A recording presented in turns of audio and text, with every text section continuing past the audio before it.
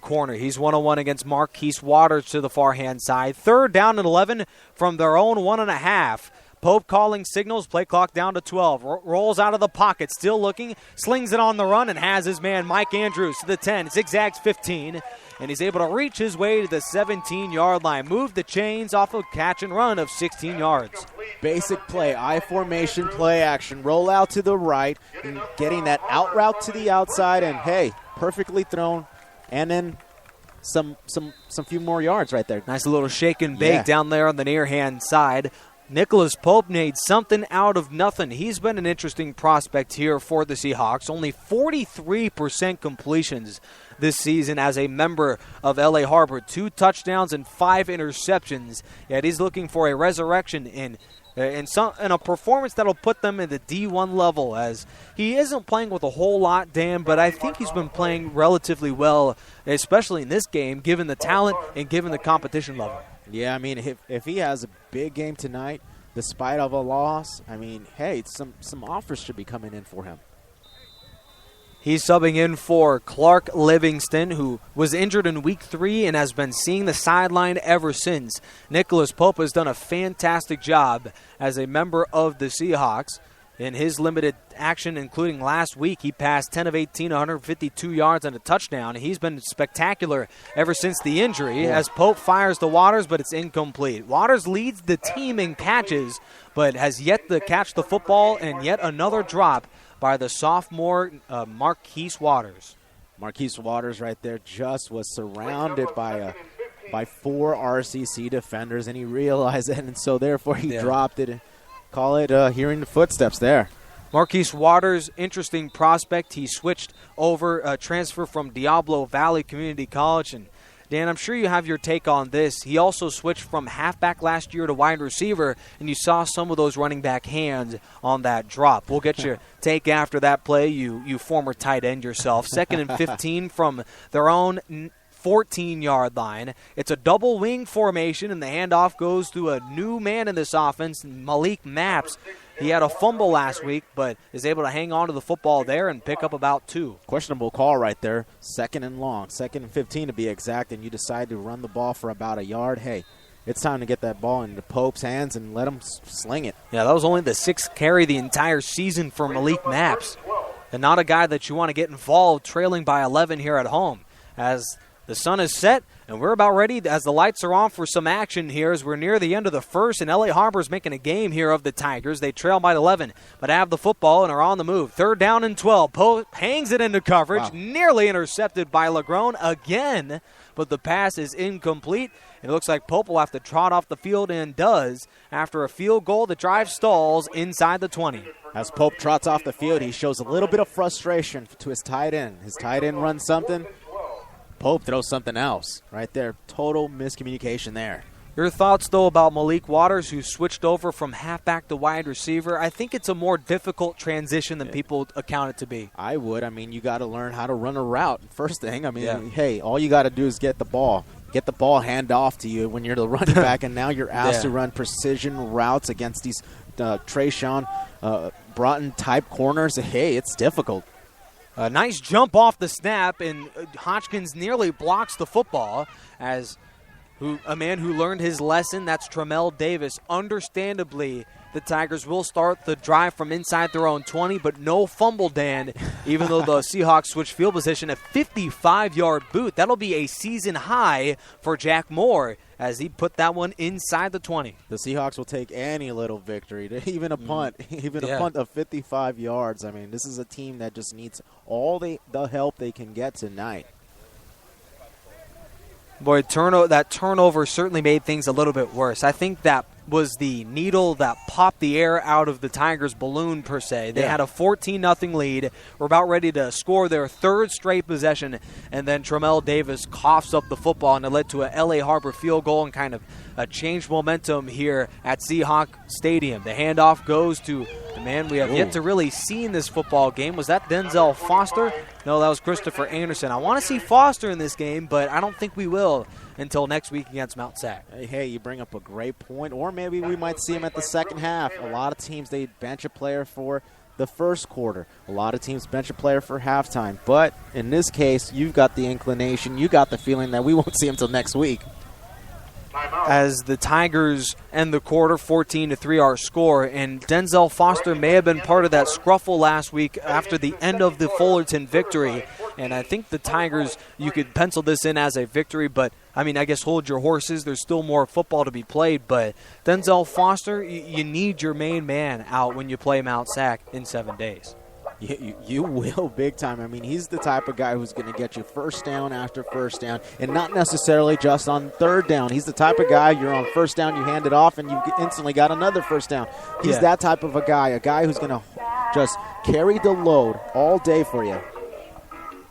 And all season, really, for the Riverside Tigers, as despite the flux at the quarterback position, right, this is a team that over the last 2 weeks ranks number 1 in the state running the football. They have the number 1 rushing offense, a top 10 passing offense, and are number 1 in rush defense for the season here for the Riverside Tigers. And what makes it very interesting is that Foster's just getting going. Right. He had a sluggish start to the year, but has averaged 255 yards per game, that running attack has, since opening the game with really a struggle to start the season. Yeah, that just makes your quarterback a lot more comfortable. And Nicholas King, if you've got yourself a good running back, you got yourself a great passing day for sure. Handoff goes to Christopher Anderson, the backup running back, and that play will move the chains, a 7-yard gash for a first. This is the type of game where you're just going to go back to the basics. You're going to run that power football type of approach.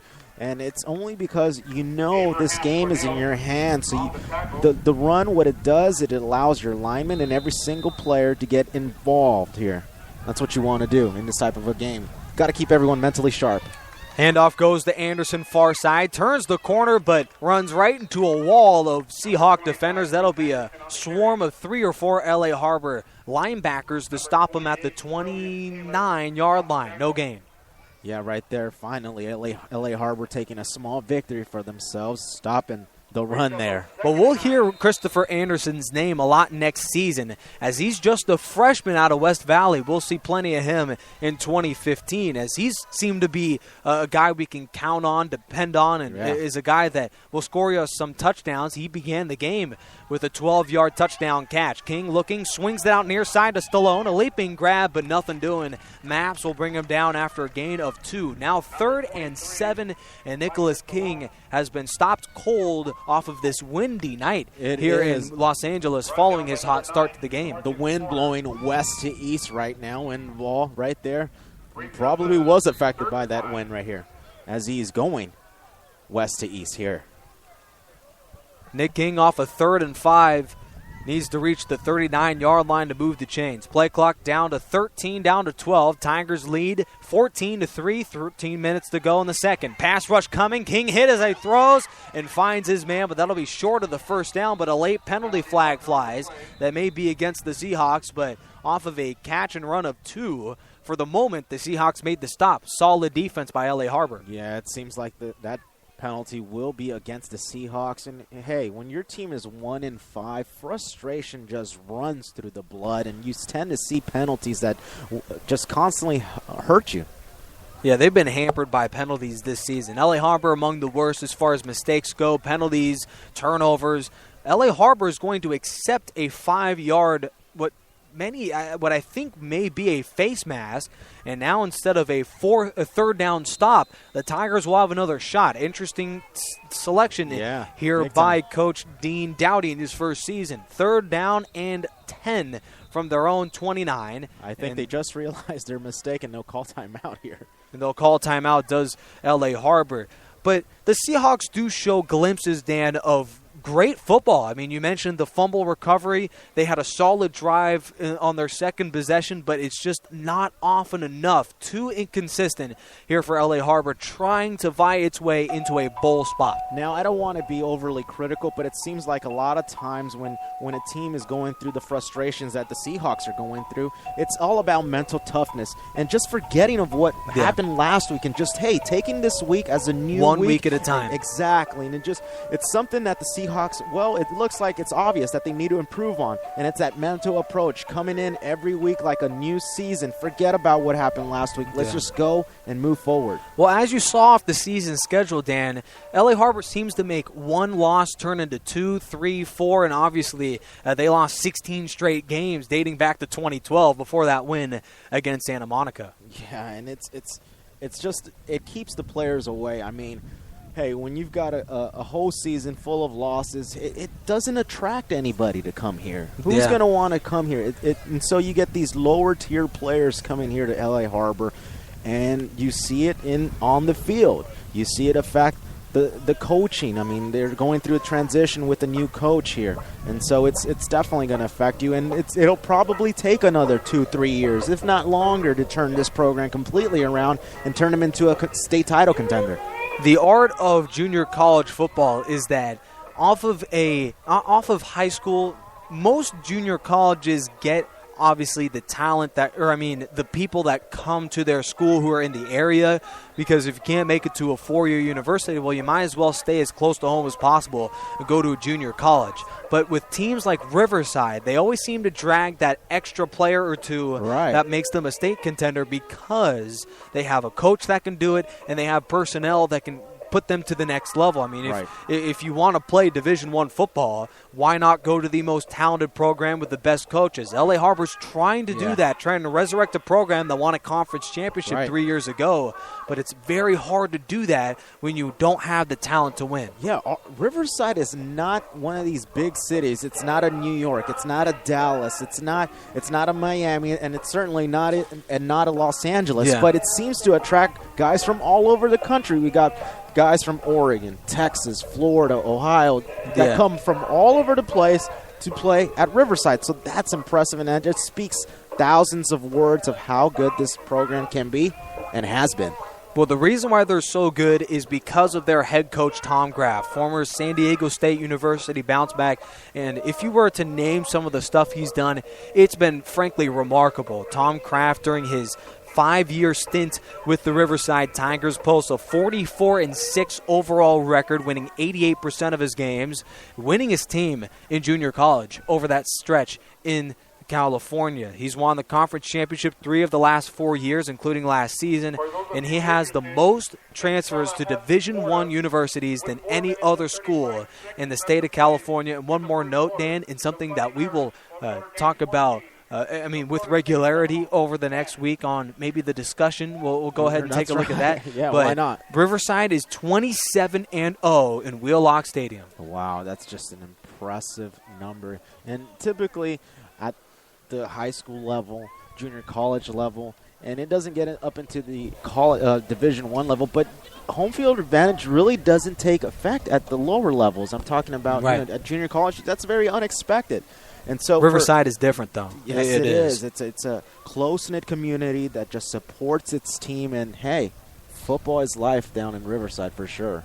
When you have that crowd chanting, then you know that it's not only your football team that has your back, but it's 2,000, 3,000 fans there in Riverside that have your back as well. If the Tigers were to make a state championship, you would believe that game would be filled with 90% Tigers fans, no matter who they play and no matter where we play it at. It'll be a 3rd down and 11. Here, after about 5 minutes of referees negotiating the play, they still can't get it right, but now they finally do. 3rd and 10 from their own 29. I believe they waved off the penalty being reversed, because you really can't do that. Once you accept the penalty, you can't turn around and decline it. And LA Harbor burned their first time out in doing so, and realizing that fact. Now play clock down to 7. 3rd and 10, King looking right. Swings that underneath to Hunter, his first grab, spins to the 35, and he's wrestled down to the 36-yard line by a gang of Seahawks, including J-Lar Abram. We've been hearing his name a lot as he forces the 3 and out. Yeah, and that's another big victory. You see the coaches down there for the Seahawks showing so much emotion and pumped up about that stop right there. And as usual. And I don't blame him. Yeah. Well, the Tigers following a 14-0 start with only 5 minutes elapsed in the opening quarter. They've been stymied here in Los Angeles. Now the Seahawks with a touchdown can cut this thing to 4. And nobody expected that coming in No way.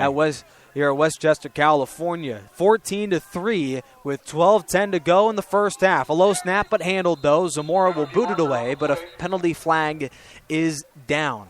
And off of a very sluggish end of the first quarter, the Tigers really need to get things going, especially